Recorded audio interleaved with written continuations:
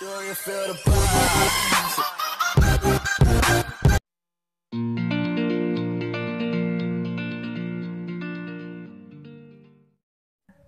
Assalamualaikum warahmatullahi wabarakatuh.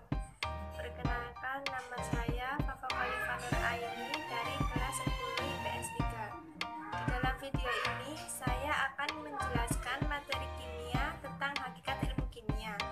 Hakikat ilmu kimia terdiri atas pengertian ruang lingkup, cabang ilmu kimia, metode ilmiah, keselamatan kerja, dan peranan kimia dalam kehidupan sehari-hari. Nama ilmu kimia berasal dari bahasa Arab yaitu alkimiyah yang artinya adalah perubahan materi oleh ilmuwan Arab yang bernama Jabir bin Hayyan pada tahun 700 sampai 778. Yang berarti secara singkatnya, ilmu kimia dapat diartikan sebagai ilmu yang mempelajari tentang rekayasa materi. Yang berarti secara lengkapnya, kimia adalah suatu ilmu yang mempelajari mengenai komposisi, struktur, sifat zat atau materi dari skala atom hingga molekul serta perubahan atau transformasi serta interaksi. Dan selanjutnya kita akan membahas tentang ruang lingkup ilmu kimia. Ruang lingkup ilmu kimia biasanya mempelajari tentang susunan materi, yaitu yang mencakup komponen-komponen pembentuk materi dan perbandingan tiap komponen, dan juga mempelajari tentang struktur materi yang mencakup struktur partikel-partikel atau penyusun suatu materi. Selanjutnya juga mempelajari tentang sifat materi yang mencakup sifat fisis dan sifat kimia. Lalu juga mempelajari tentang perubahan materi yang meliputi perubahan fisika atau wujud dan perubahan kimia yang menghasilkan zat baru. Dan juga mempelajari tentang energi yang menyertai perubahan materi. Selanjutnya yang akan saya bahas adalah cabang ilmu kimia. Cabang ilmu kimia terdiri dari beberapa jenis, yaitu yang pertama, kimia analitik adalah kimia yang menganalisis cuplikan bahan untuk memperoleh pemahaman tentang susunan kimia dan struktur. Yang kedua adalah biokimia yang mempelajari senyawa kimia, reaksi kimia, dan interaksi kimia yang terjadi dalam organisme hidup. Yang ketiga adalah kimia anorganik.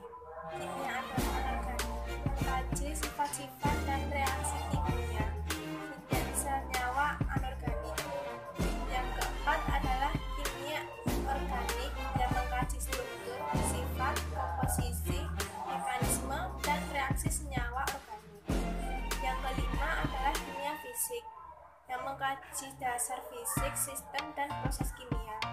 Yang keenam adalah kimia teori, yaitu studi kimia yang mempelajari penjabaran teori dasar fisika. Yang terakhir adalah kimia nuklir yang mengkaji bagaimana partikel subatom bergabung dengan membentuk inti. Berikutnya saya akan membahas tentang metode ilmiah. Metode ilmiah adalah metode sains yang menggunakan langkah-langkah ilmiah dan rasional untuk mengungkapkan suatu permasalahan yang muncul dalam pemikiran. Metode ilmiah terdiri atas tahap-tahap operasional, yaitu sebagai berikut. 1. Pengamatan atau observasi. 2. Mencari pola hasil pengamatan. Yang ketiga, merumuskan teori. Yang keempat adalah pengujian teori. Selanjutnya, saya akan membahas tentang keselamatan kerja di laboratorium. Sebelumnya, apakah laboratorium? Laboratorium adalah suatu tempat bagi seseorang praktikan untuk melakukan percobaan.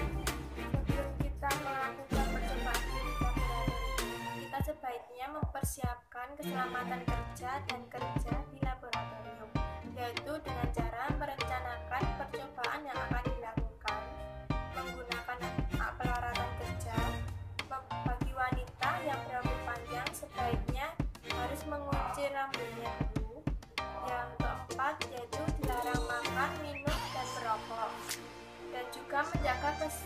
kebersihan meja praktikum dan lingkungan laboratorium.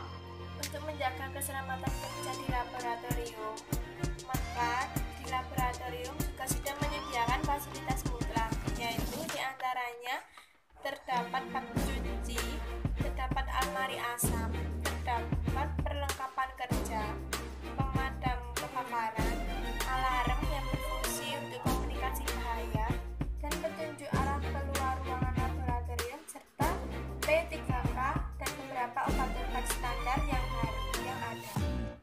Selanjutnya, saya akan membahas tentang peran kimia dalam kehidupan sehari-hari, yaitu yang pertama dalam bidang pertanian. Bidang pertanian, ilmu kimia bermanfaat sebagai pembuatan pupuk kompos dan juga pestisida. Di bidang kesehatan, ilmu kimia dapat digunakan sebagai pembuatan obat-obatan. Di bidang industri, ilmu kimia digunakan sebagai mesin-mesin besar yang membutuhkan logam dengan sifat tertentu yang sesuai dengan kondisi dan bahan-bahan yang digunakan, seperti semen, cat kayu, pipa PVC, dan beton. Bidang biologi, ilmu kimia berlangsung dalam makhluk hidup yang membutuhkan penjelasan tentang reaksi kimia, yang seperti contohnya proses pencernaan makanan, pernapasan, metabolisme, fotosintesis, dan berbagai hal dalam biologi. Selanjutnya, di bidang apikologi, ilmu kimia digunakan sebagai penentuan usia fosil yang telah ditemukan. Selanjutnya, ilmu kimia juga berperan dalam bidang hukum, yaitu bagian tubuh manusia seperti rambut dan darah dapat diperiksa struktur DNA untuk membuktikan tindak kejahatan seseorang. Saya rasa sekian video yang dapat saya tampilkan. Apabila ada kekurangannya, mohon dimaafkan. Wassalamualaikum warahmatullahi wabarakatuh. Do you feel the vibes?